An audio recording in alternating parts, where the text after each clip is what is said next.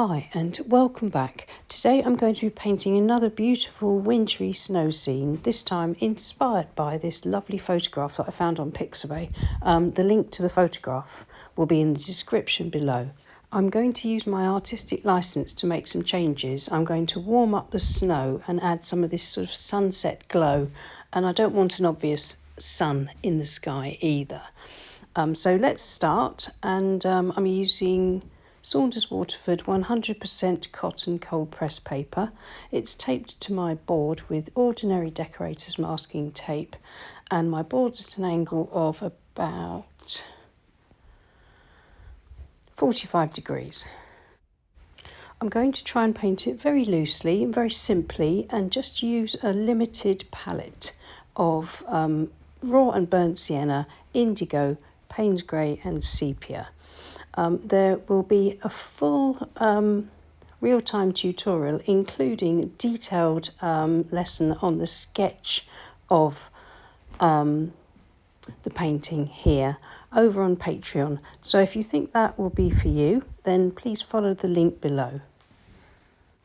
I've thoroughly wet the sky area with my extra large Pro Art Ranson Hake brush, and I've wet a bit of the ground. I don't want all of the ground wet. I want some soft and hard edges to appear, but I want the sky to be nicely diffused.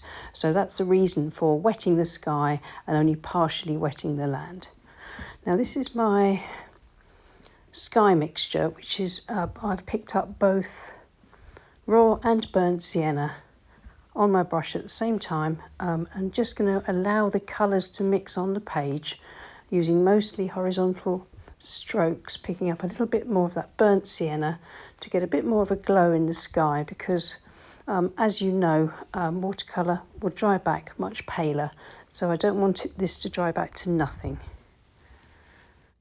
And now you can see, now that most of the paint has come off my brush and into the sky, I'm pulling across some of this very pale, whatever's left on the brush, just across parts of the foreground, just to kind of indicate some light from the sky reflected on the snow.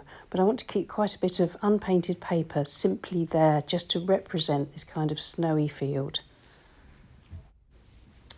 While everything's still wet, I want to put in some distant trees. I want some slightly stronger, dark distant trees on the left, excuse me, just in the midground. So I'm using my medium Pro Art Ranson Hake brush and indigo with a little bit of Paynes grey to just rough in some very, very loose trees.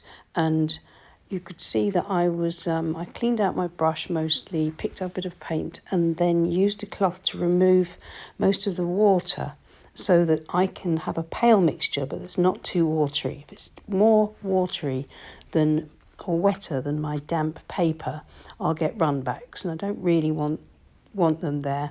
I just want pale paint. And then clean damp brush, quickly running along to straighten up that tree line. You can see it's diffusing nicely into the sky.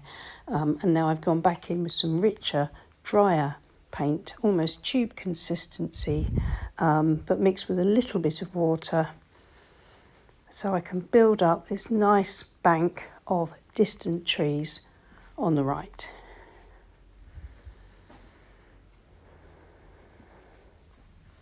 I want to keep this main tree lighter, so I tried with the Hake brush, it didn't quite work, so I'm using a clean damp flat brush to lift out some of the blue from the outline of my tree branches there, so I can keep them paler, and that'll be easier for me then to work on the detail of this slightly paler tree against the indigo background trees.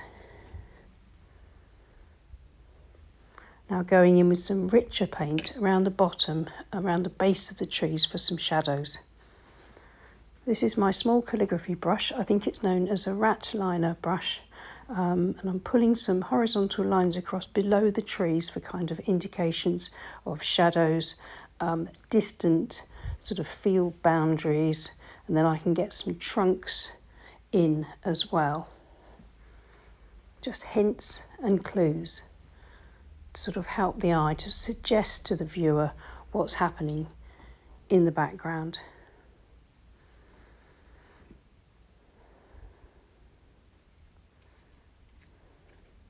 You can see how varying the tone here is starting to bring those those areas of trees to life.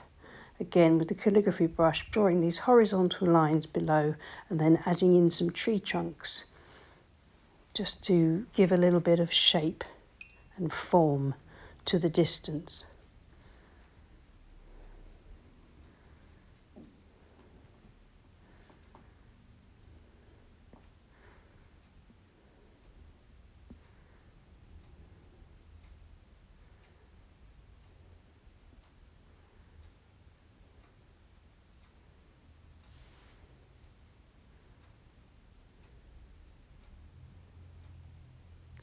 Varying the shape of the trunks, the thicknesses there, and the sort of how close or distant they are from each other.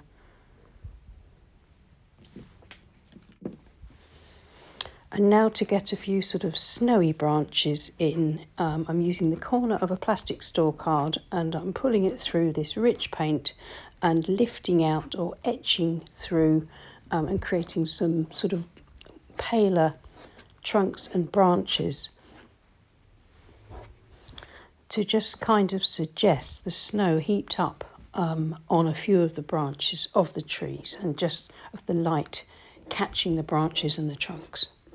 The same over on this side, being careful not to overdo this, but just enough to bring the painting together across the distance. Again, just darkening up a tiny bit here and there with the edges of the Hake brush, or the tips rather. And a few touches of indigo in the foreground just to indicate maybe some footprints or some shadows in the snow. And that's it for this stage. I'm going to leave it to dry completely. It's now completely dry and everything's lovely and soft apart from some of these sort of slightly harder lines and marks that create the trunks and the shadows of the trees.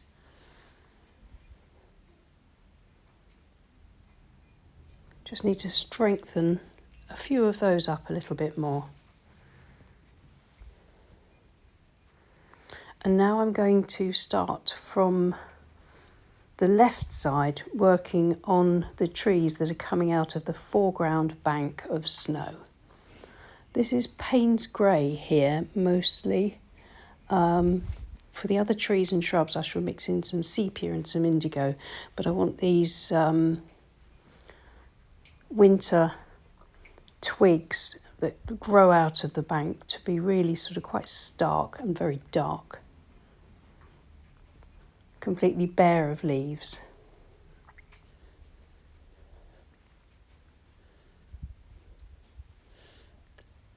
I'm roughly following the design that I penciled in earlier, but I'm not sort of sticking to it religiously. I'm just going with the flow of the brush.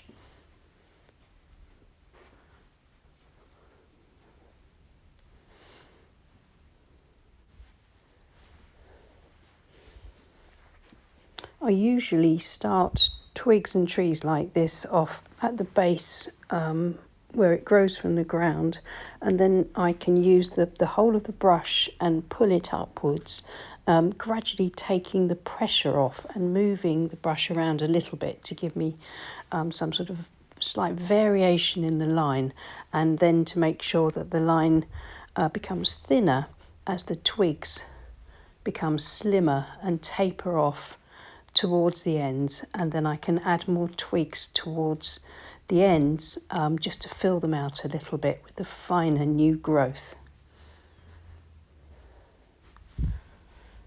Now in the middle here I'm using sepia mostly just to put on, and using some dry brush with the calligraphy brush here, as well as full painted strokes to indicate these kind of shrubby plants here with their kind of seed heads that's still left over from autumn.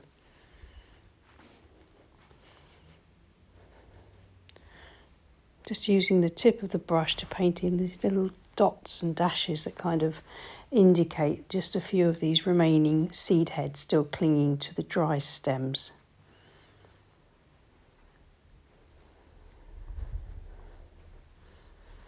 And now on to the main event, the main tree, which I sort of have in my mind is a kind of birch type tree, as it is in the photograph, but I'm not going to be sort of too strict about keeping too much white for the silver birch. I just want to make sure I get some variation in the bark textures and colours, so I'm swapping between indigo, Paynes grey and sepia, using again my fine calligraphy brush or rat liner, and I'm dabbing off with a tissue if it needs it, if I find I've got slightly darker areas than I want, or if I just want to lift out a little bit of lighter sort of silvery bark.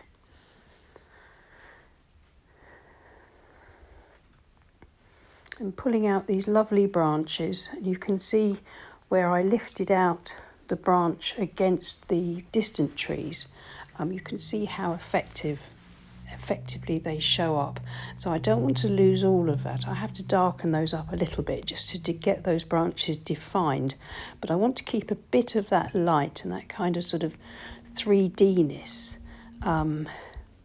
because this tree is my focal point. So I want it to really pop and to be sort of nice and elegant as well. It's just a fairly young, slim tree. A tangle of branches towards the top, but not many at the bottom. I think we'll pull a few twigs and sticks at the base, pull them out through the snow, but focusing on these branches. I am being guided by my drawing again, but I'm not minding if I don't slavishly copy the pencil marks. At the end of the painting, if you're left with some pencil marks, you can always carefully erase them. I don't mind. I quite like seeing the pencil construction marks in the finished painting. It's part of the process as far as I'm concerned, and I really like the look of pencil marks being left. Occasionally they don't work, so I will erase them. But here they just kind of almost add to the tangle of branches in a sort of subtle way.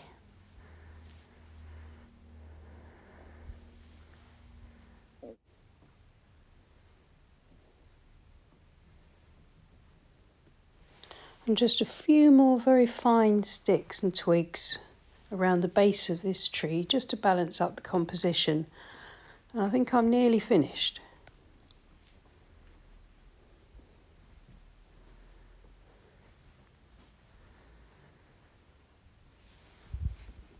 So time to carefully remove the masking tape, peeling it away from the painting so that if it was to tear, it won't tear the painting itself.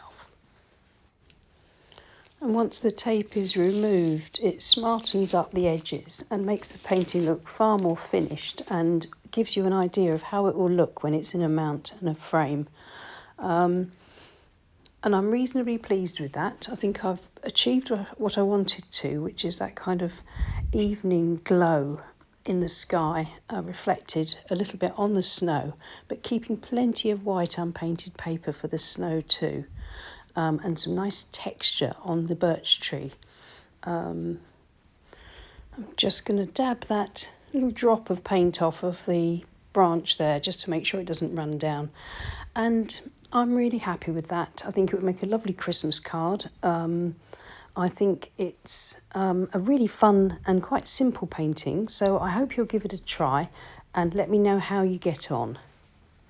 Thanks so much for watching, and please give us a thumbs up and subscribe to my channel if you haven't already.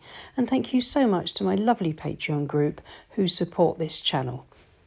I'll see you soon, and happy painting. Bye.